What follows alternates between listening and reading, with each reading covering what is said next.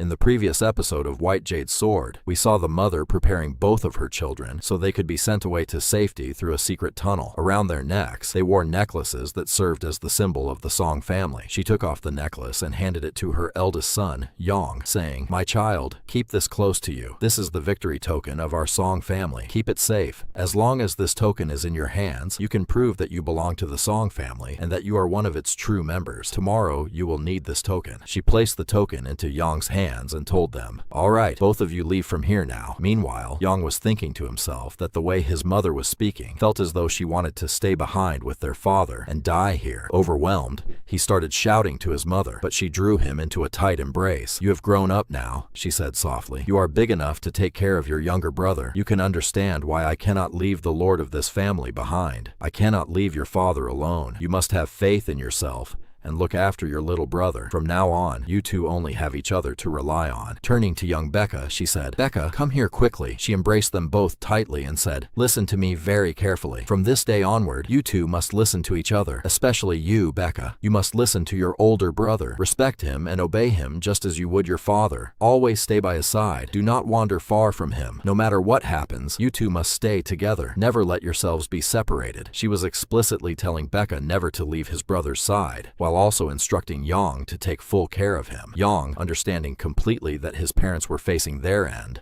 replied, "Mom, I understand. I know what I have to do." She opened the secret tunnel for them and urged, "All right, quickly get inside." Little Becca looked up and asked, "Mom, aren't you coming with us?" His mother replied, "No, sweetie, I can't come with you right now. Go ahead with your brother first, and we will follow right behind you. Your father has some important work to finish, and as soon as we are done, we will catch up." Becca's eyes lit up. "Are we playing hide and seek? Should we go ahead and hide, and then you'll come find us?" Fighting back her tears, his mother smiled and said, "Yes, of course, my boy. This is going to be a game of hide and seek. You two go and hide, and we will come looking for you." But deep down, she thought to herself, "Yes, my child, this will be a game of hide and seek, but it is going to take a very long time. It's possible we may never come to find you, but I pray that you both survive, and that you will rise and rebuild our Song family once again." She sat down right at the entrance of the secret tunnel, whispering to herself, "We had no better option than this. You two will have to rely on yourselves and survive. As long as you both live, the Song family lives on. Now your father and I can face our ends without any worries." She sat there calmly, knowing that the enemies were closing in. Outside, the warriors of the demonic faction had already arrived, ruthlessly slaughtering the members of the family. After clearing the outside, they breached the room where the mother was sitting. Meanwhile, the scene shifts outside to show the father, whose condition had drastically worsened. His entire body was drenched in blood, covered in deep gashes. The blood demon had pushed him to his absolute limits. The blood demon sneered, "Master Song, I didn't think you would last this long after the poison entered your body. You are the first man I've seen who is still standing before me, despite facing both our blood demon technique and our deadly poison. But now, I am getting quite bored. Hand over the White Jade Sword immediately, so I can end this chapter, or I will lose my patience entirely." Master Song was bleeding out, but his mind was elsewhere. "I hope my children have made it far away by now,"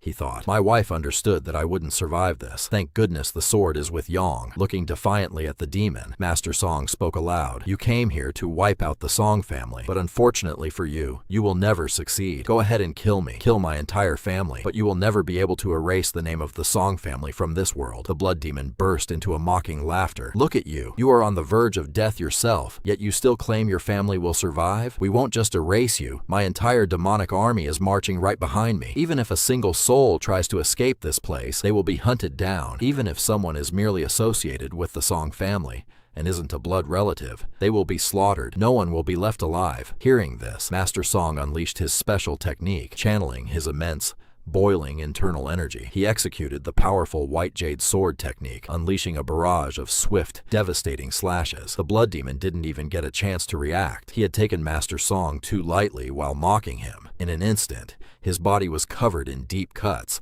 and he collapsed heavily onto the ground. "How is this possible?" the blood demon gasped, coughing up blood. "You are in such a wretched state. How could you still defeat me?" Master Song stood breathing heavily, thinking. I only forced my body to stand against this poison, to buy enough time for my children to escape. I can't hold this boiling energy much longer. The poison is draining my life force. The more I try to suppress it, the more energy I lose. I don't have much time left. I'm dying. Just as the thought crossed his mind, voices echoed from behind. More members of the demonic faction stepped forward. One of them looked down at the fallen blood demon and mocked. "We told this fool to be cautious when fighting Master Song. After all, Master Song is the patriarch of one of the 3 great families of Shiji. He is a formidable master." As Master Song turned around, he saw 4 powerful demon masters standing atop the wall. All 4 were elite warriors, just like the blood demon. "Now it is our turn to handle him," one of them declared. 4 demonic generals from the 12 ghosts of the demonic society have personally come to be your opponents. Can you possibly face us now? The scene briefly flashes back to the headquarters of the demonic faction. The Grandmaster of the demonic faction was addressing his subordinates. 40 years ago, during the Great War between the demonic faction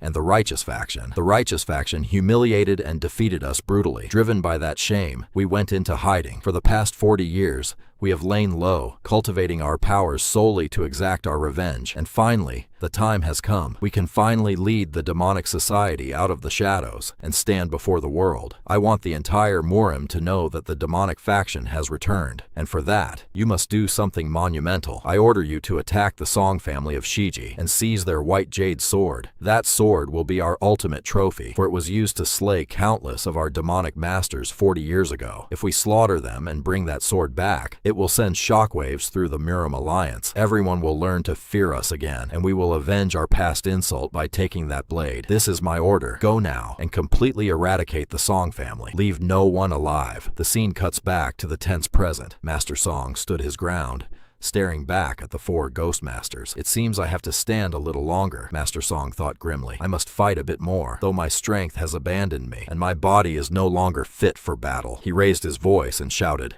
"What business do dogs of the demonic faction like you have here?" One of the ghost masters replied coldly, "We need to wrap this up quickly before our Supreme General arrives. If he gets here and sees we haven't finished this simple task, he will be highly disappointed in us." With that, all 4 generals launched themselves forward simultaneously, combining their forces to strike down Master Song. Deep underground, the scene shifts to the 2 children running through the dark, narrow tunnel. Halfway through, little Becca slowed down, gasping for breath. "Brother, please slow down. I can't run anymore. You know I can't keep up with you."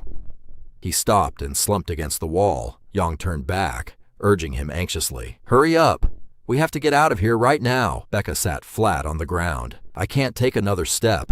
I'm exhausted." "I told you, keep moving," Yang snapped, his voice tight with panic. "We cannot stop here." "But how can I walk? My legs hurt and I'm tired," Becca whined. "I'm just going to sit here and wait for Mom and Dad. They must be coming right behind us." Knowing the grim reality, Yang stepped forward, grabbed his little brother's arm, and pulled him to his feet. Dragging him along, he said, "Just come with me quietly." As they forced themselves forward, the entire cavern suddenly began to shudder and shake. "What's happening all of a sudden?" they gasped. Looking closely at the tunnel wall, little Becca pointed out, "Brother, look, a hole has opened up in the wall over there.